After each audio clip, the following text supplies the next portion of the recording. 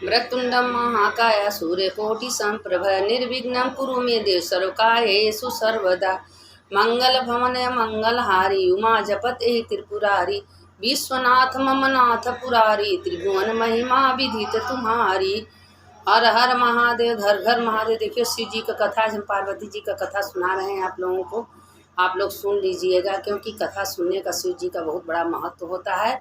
इसीलिए आज हम शिव पुराण का कथा पार्वती के चरित्र का सुना रहे हैं कि जिस कैसे भगवान ने पार्वती जी को अपनाए, कैसे क्या किए। शंकर शंकर हर हर शंकर, शंकर शंकर जय जय शंकर। अब आगे कथा सुनिए। भगवान शिव के आदेश से समित भगवती पार्वती की परीक्षा लेने के लिए उन्होंने पार्वती जी से पूछा। देवी, भगवान शंकर जी पार्वती जी का परीक्षा लेने के लिए स्वयं गए थे। अब पूछे, अपना रूप बदल लिए थे। अब शंकर जी का इतना निंदा भोलेनाथ ने किए, लेकिन पार्वती जी ने क्या कह रही हैं आप लोग सुनिएगा। पार्वती जी परीक्षा लेने के लिए उन्होंने पार्वती जी को पूछा, देवी यह कठोर तप तुम किसके लिए कर रही हो। पार्वती जी ने उत्तर दिया, ऋषियों, मेरे तप का उद्देश्य सदाशिव के प्रतिरूप है। देखिए भगवान शंकर जी स्वयं ऋषियों, सप्त ऋषियों को भेजे थे कि जाओ पार्वती जी का परीक्षा लेके आओ, कि खूब मेरा निंदा करना कि पार्वती तब पूजा तुम किसके लिए कर रही हो।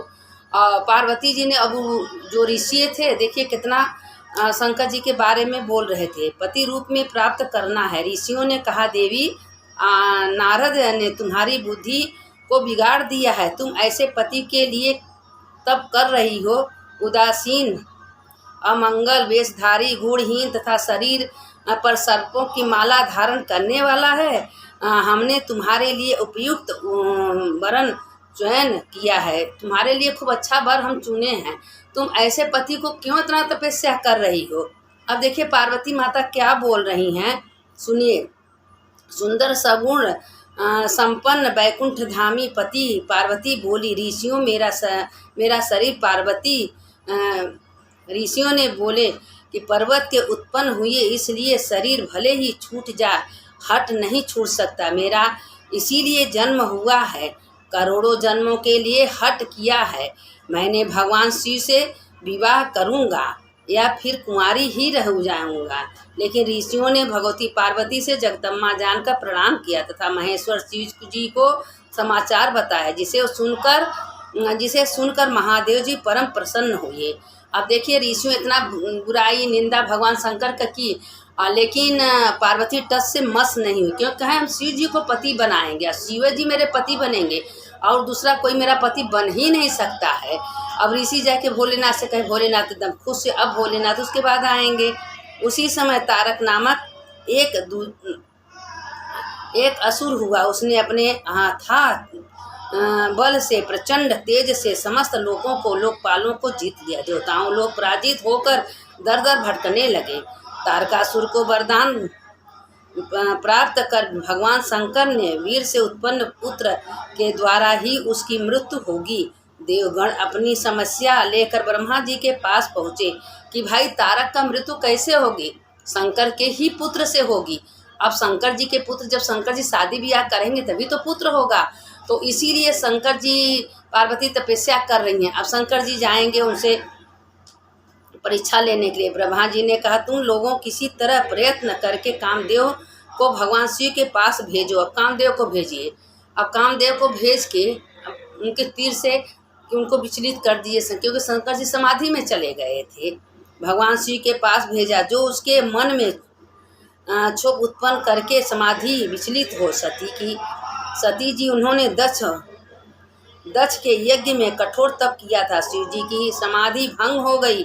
हम लोगों विवाह के निवेदन करेंगे। इस प्रकार भले ही देवताओं क्यों न ब्रह्मा जी के सलाह से मानकर देवताओं का कामदेव से प्रार्थना किए, अपनी सारी विपत्ति कही। कामदेव ने कहा, भली भांति जानता हूँ शिव विरोधी मेरा कल्याण नहीं है, फिर लोकहित के लिए मैं कार्य अवश्य करूँगा।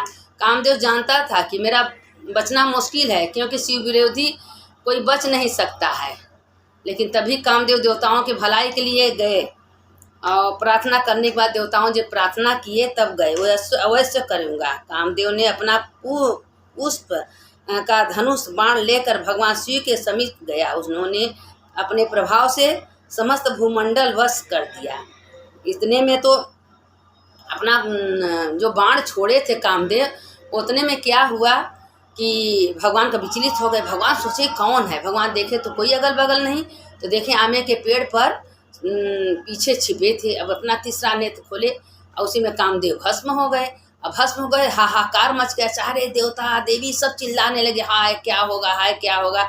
उसी बाद देवता कहें कि हम लोग तो भलाई के लिए किए हैं, ये तो अनर्थ हो गया, अब तो करें तो क्या करें। उसी में सोची कि जो रति थी कामदेव का पत्नी, अब सोची कि हम जल के भस्म हो जाएंगे। वो अपना लकड़ी उकड़ी का चिता उता बनाई। उतने में आकाशवाणी हुआ कि तुम्हारा पति अंगंग न रहेगा और कृष्ण और रुक्मिणी के गोद से पैदा होगा। तो शांत हो गई। और उसके बाद क्या हुआ कि शंकर जी पार्वती जी को परीक्षा लेने गए। तो शंकर जी पार्वती जी से बहुत कुछ कहे कि तुम्हारे पार्वती ऐसे उनको क्यों वर्ण कर रही हो। अब वो गुस्सा हो गई, गुस्सा यहाँ से चले जाओ, तुम्हारा हम लिहाज कर रहे हैं, और नहीं तो हम तुमको इसी जगह बता दे। शंकर जी बड़े खुश अपने रूप में आ गए। कहे सती अब तुम मेरे साथ, पार्वती तुम मेरे साथ चलो। पार्वती कहे ऐसे नहीं जाएंगे, मेरे धूमधाम से, मेरे पिता का बहुत बड़ा इच्छा है कि मेरा शादी खूब धूमधाम से होगा। अब भगवान शंकर गए, कहें ठीक है। अब वहाँ गए हिमालय के पास, अपना सप्तऋषि गए, अपना 3 बार रखे, शादी हुआ। और पार्वती जी, जब पार्वती जी से शादी हुआ तो पार्वती जी अपने मैके में थी। तो शंकर जी से पूछी कि शंकर जी बताइए कि मेरा ससुराल कहाँ है। कहे चलो मेरे अपने ससुराल तुमको ले चलेंगे। 4-5 दिन रह गई। उसके बाद नंदी आए, नंदी पर बैठ के पार्वती जी और नंदी काशी गए। काशी पार्वती का ससुराल है। अब वहाँ रहने लगे। वहाँ रहते रहते तो कार्तिक पैदा हुए। कार्तिक तारकासुर का वध कर दिए। और उसी में क्या हुआ कि भोलेनाथ पार्वती जी को कथा सुना रहे थे कि पार्वती जो मेरा कथा सुनता है, जो मेरा कहानी सुनता है, जो मेरे नाम से उठता बैठता है, उसका हम हमेशा ध्यान देते हैं। तो प्रभु आप बैठे रहते हैं समाधि में, सारे संसार को कैसे देखते हैं। तो कहें कि आप चिंता मत करो, मेरा आँख भले बंद रहता नहीं, हम सारे संसार को देखते हैं। उसी में क्या हुआ कि 2 बहन रहती थी। अब दोनों बहन, एक बहन तो शंकर जी का बहुत पूजा पाठ, पार्थिव पूजा, गंगा जी नहाना, खूब धर्म करती थी। कोई साधु महात्मा का सेवा, एक तो हमेशा चिढ़ती उड़ती थी। अब इसी में करते करते भगवान शंकर क्या किए कि एक नदी था, नदी के किनारे बैठ गए और उसे दोनों बहन घड़ा लेके पानी भरने जाती थी। जब पानी भरने जाती थी तो जो दुष्ट बहन थी उसकी बहू का घड़ा फोड़ दी। जब फोड़ दी तो कही अब हम जल कैसे लेंगे। तो अब वो पुजारी बन के भोलेनाथ कहें कि बेटा तुम चिंता मत करो, हमारे मड़ई में चलो, घड़ा है तुम ले लेना दूसरा। कहा नहीं बाबा जी हम कैसे खाएं। अरे घड़े तो चाहिए, मेरे पास बहुत घड़ा है। गई लेने, तो उसकी जो बहन थी वो भी गई। तो देख रही सारे घड़े में सोना चांदी हीरा, उसको लालच आ गया। अब लालच से सोची कि अपना घड़ा फोड़ दी। कही बाबा हमको भी चाहिए। कहा ठीक है। और वो जो उसकी बहन थी वो खाली घड़ा ले गई और वो भरा भरा घड़ा ले गई। अब जब ले गई तो वहाँ राख बन गया, उसके शरीर में मार खजली होए लगा। और जो खाली घड़ा ले गई थी, भर के ले गई नदी के किनारे से, अब उसके घड़े में से सोना चांदी हीरा मोती निकलने लगा। तो वो कही कि तुमने क्या किया। कहे मैंने कुछ नहीं किया, अपने कर्म का फल सब भोगते हैं, जो जैसा कर्म नहीं करता वैसा फल पाता है। अगर जिसका आत्मा किसी के प्रति दुश्मनी रहेगा, विद्रोह रहेगा, उसका फल तो भगवान उसको देंगे ना। और जो शुद्ध मन से, निर्मल मन से भगवान का आराधना करेगा, कथा सुनेगा, कहानी सुनेगा, तो उसको भी भगवान उसी प्रकार से देते हैं। लेकिन हम तो यही कहते हैं कि बार बार कहते हैं कि चलते उठते बैठते खाना बनाइए, हर हर महादेव शंभो काशी विश्वनाथ गंगे, हर हर महादेव शंभो काशी विश्वनाथ। ये तो सरल मंत्र है, आप लोग बोलते रहिए, खाना बनाते रहिए, झाड़ू देते रहिए, पोछा करते रहिए। नहीं कुछ आ रहा है श्री शिवाय नमस्तुभ्यं, कुछ भी बोलते रहिए भगवान का नाम, या शंकर शंकर हर हर शंकर शंकर शंकर जय मंत्र बोलते रहिए, या जो कुछ बोलिए, लेकिन बोलिए भगवान के ही बारे में बोलिए, भगवान का ही चर्चा करिए। किसी और का चर्चा मत करिए, किसी और के बारे में मत बोलिए, किसी का बात मत सुनिए, क्योंकि सुनने वाला सबसे बड़ा पापी होता है। जो दूसरे का बात सुनता है उनमें अहंकारी भरता है। तो भगवान कहते हैं कि सुनाने वाले से ज़्यादा सुनने वाले का पाप होता है। तो इससे बढ़िया अच्छा कर्म करिए, अच्छी बात सुनिए। और जो शिव को पकड़ लेता है, शिव कभी ओके खाली नहीं छोड़ते हैं, शिव हमेशा उसका ध्यान देते हैं। भले वो रहते हैं ब्रह्मचारी भस्म लगाए बैठे रहते हैं, लेकिन उसी में सारे दुनिया सारे संसार को देखते रहते हैं कि कौन मेरे प्रति क्या कर रहा है, मेरे प्रति कौन धर्म कर रहा है, पूजा कर रहा है, कौन मेरा नाम ले रहा है, कौन सत्संग कर रहा है, कौन सत्संग सुना रहा है, वो हमेशा ध्यान देते हैं। तो इसलिए बार बार आप लोग से कहते हैं कि अच्छा कर्म करिए। जो अच्छा कर्म करता है, देखिए पार्वती के बारे में, सती के बारे में, सबके बारे में तो आप लोग को पता है, तो कोई छिपा नहीं है। शिव पुराण का कथा तो ये सोचिए कि रास्ते में जा रही थी, शिव पुराण का कथा हो रहा था और काने में थोड़ा सा चंचुला सुनी कि शिव पुराण के कथा में ऐसे ऐसे बात है, उसको डर गई। जितना बुरे कर्म से कमाई की थी सब काशी में लिया के दान कर दी, और दान करने के बाद पूरा बैठ के शिव पुराण सुनी। पूरा शिव पुराण सुनने के बाद मरने के बाद शिवलोक गई, पार्वती की सखी बनी, और वहाँ जाके अपने पति बिंदु का चिंता करने लगी। पार्वती कहें सखी क्यों चिंता कर रही हो? कहें हम इसलिए चिंता कर रहे हैं कि पता न कहाँ, और जो कि राक्षस बने थे, शंकर पार्वती जजमान बने, और शंकर पार्वती जी उनका शिव पुराण पूरा सुने तो उनका राक्षस मुक्ति हो गई। लोग कहते हैं कि शिव पुराण 75 पीढ़ियों को तारता है, और भागवत तो 7 पीढ़ियों को तारता है, शिव पुराण 75 पीढ़ियों को तारता है। तो इसीलिए कहते हैं कि किसी के बारे में कुछ मत कहिए, मत सुनिए। एक एक नाम आपका लिखा जोखा हो रहा है। जब आप जाएंगे तो आपका कर्म आपके साथ जाएगा, क्या कर्म की हैं, क्या नहीं की हैं, कौन धर्म की हैं, कितना जप की हैं, कितना पूजा की हैं, कितना भगवान का नाम लिए हैं, कितना कीर्तन किए हैं, एक एक शब्द लिखा जो हम लोग सोचते हैं ना। ये सामने देखिए, कलयुग में देखिए, बुरे कर्म का बुरा नतीजा, अच्छे कर्म का अच्छा। जो अच्छा कर्म करता है भगवान उसके मन में घर में शांति देते हैं, जो बुरा कर्म करता है उसको कभी शांति नहीं मिलती, न उसे घर में न परिवार में कहीं सुख शांति नहीं, क्योंकि अपने कर्मानुसार सब मिलता है। 84 लाख जोइन होता है, 84 लाख जोइन में हम पता ना कौन जन्म में कौन कर्म में क्या किए हैं, वही जन्म का फल हमको मिलता है। अगर अच्छा कर्म करके हम आए हैं, दान पुण्य करके आए हैं, अच्छा जब तब पूजा करें तो अच्छा हमको सब कुछ मिलेगा। अगर हम बुरा कर्म करके आए हैं तो हमको सब कुछ बुरा मिलेगा। इसीलिए कभी किसी का देख के चिढ़ना नहीं चाहिए, जलना नहीं चाहिए, और सबका भगवान का धन्यवाद करना चाहिए। आप सवेरे उठिए, भगवान का धन्यवाद करिए, नहाइए धोइए। हम तो रोज़ रोज़ आपसे यही लोगों से कहते हैं कि रोज़ सवेरे उठिए और भगवान का धन्यवाद पहले करिए। हे भोलेनाथ, आपका करोड़ों करोड़ बार धन्यवाद, आपके कृपा से सवेरा हुआ, आपके कृपा से आज हमने ये काम किया, आपके कृपा से हमने खाना खाया, आपके कृपा से हमने चलने की शक्ति। आज भगवान की कृपा ना हो तो एक सेकंड में जो शिव निकल जाएंगे तो 100 हो जाएगा। तो लोग कहेंगे उठाओ उठाओ फेंको।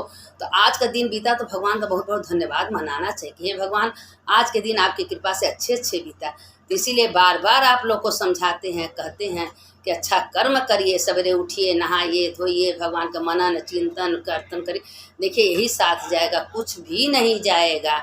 जब भी जाएगा तो अपना कर्म ही साथ जाएगा, और सब यही जग रह जाएगा। बार बार कहते हैं किराया का घर, किराया का शरीर है। सोच लीजिए कि हे भोलेनाथ, ये आपका है, हम आपका यूज कर रहे हैं, जाने लगेंगे तो भोलेनाथ सब अपना ले लेंगे, मेरे पास तो कुछ नहीं रह जाएगा।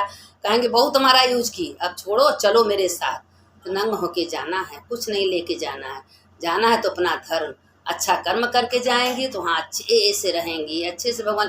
क्योंकि देखिए इतने से आप लोग विचार करिए कि शरीर में जब आत्मा है तो हम एक सुई लगाएंगे तो आपको दर्द हो रहा है ना, तो वही आत्मा को वहाँ कष्ट होता है। वही आत्मा को लोग जलाते हैं, फेंकते हैं, मारते हैं, काटते हैं। जो मेरे शरीर में आत्मा है वही आत्मा को वहाँ कष्ट, क्योंकि वही आत्मा निकलती है।